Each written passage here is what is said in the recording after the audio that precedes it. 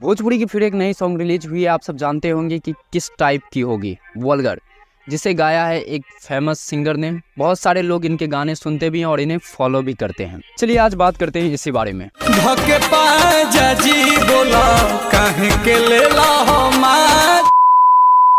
नमस्ते, आदाब इंडिया।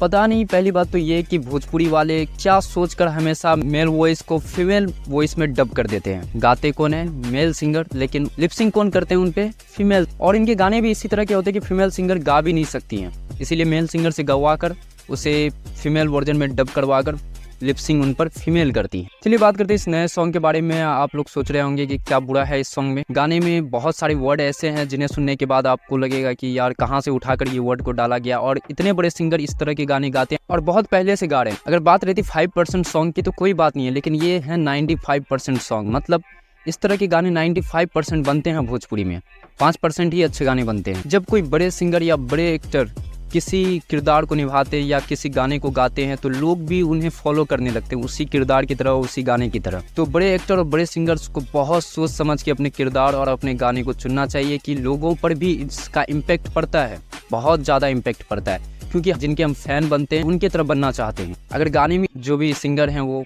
इस तरह से कर रहे हैं तो जाहिर सी बात है कि जो इन्हें सुन रहे हैं, जो इनके फैन हैं, इन्हें जो फॉलो करते हैं, वो भी इस तरह की हरकत करेंगे और इस तरह की बोल बोलेंगे। गलती भोजपुरी सॉन्ग मेकर या भोजपुरी सिंगर्स की भी नहीं है, गलती ऑडियंस की है। इन्हें आदत लग चुकी है इस तरह के गाने सुनने की और बजाने की, इस पर डांस करने की। जब तक हम सब मिलकर इसे बदलना नहीं चाहेंगे, ये नहीं बदलने वाले और इस तरह से चलता रहेगा। इमेजिन कीजिए कि क्या इस तरह के जो सिंगर हैं, जो इस तरह के गाने गाते हैं, क्या वो अपने घर के बच्चों को, छोटे बच्चों को अपना ही सॉन्ग दिखा पाएंगे? नो, कभी नहीं। वो कभी भी ऐसा नहीं कर सकते। लेकिन आपके बच्चे उनके गाने सुन रहे हैं। जब तक हम सब मिलकर, सिर्फ मेरे कहने से या किसी और के कहने पे या सिर्फ आपके कहने पे कुछ नहीं होने वाला है।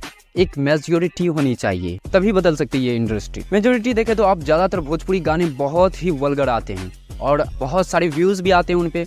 और लेकिन जो अच्छे गाने होते हैं भोजपुरी के, उन पे व्यूज़ आते ही नहीं है। क्या गाने सुनने के बाद आपको हैप्पीनेस फील नहीं होती है? डोपामिन रिलीज होती है, जिसे हम हैप्पीनेस डोपामिन कहते हैं माइंड में। क्योंकि हम जब गाने सुनते हैं तो गाने से रिलेट करते हैं, हम खुद को वहाँ पे महसूस करते हैं। जब हम कान में हेडफोन लगाकर गाने सुनते हैं तो क्या लगता है आपको? सिर्फ हम गाने सुन रहे हैं या उनके मज़े ले रहे हैं? नहीं, उनकी जो बोल है वो भी तो सुन रहे हैं हम, उनसे कुछ समझ रहे हैं। उसमें जो बताई जा रही है वो हमारे माइंड में स्टोर हो रही है। मैं भोजपुरी के हर गाने को टारगेट नहीं कर रहा हूँ, बस वो गाने हैं जो कि बहुत गंदे और वल्गर हैं। लेकिन ये वो गाने हैं जो 95% में आते हैं। मतलब इनकी जो मेजॉरिटी है बहुत ज़्यादा है, ये बहुत नंबर्स में रिलीज़ होती है। और जो अच्छे गाने हैं ना भोजपुरी के, वो बहुत कम नंबर में रिलीज़ होती है।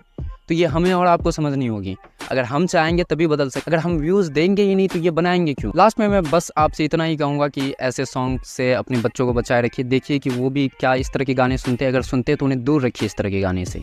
अगर ये वीडियो अच्छी लगी तो वीडियो को लाइक कीजिएगा। तो मिलते हैं अगली वीडियो में, जब तक के लिए जय हिंद।